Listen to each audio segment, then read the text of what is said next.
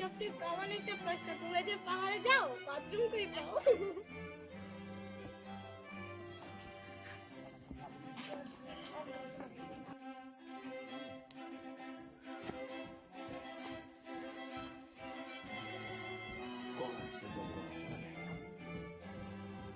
ওই যে সুন্দর না?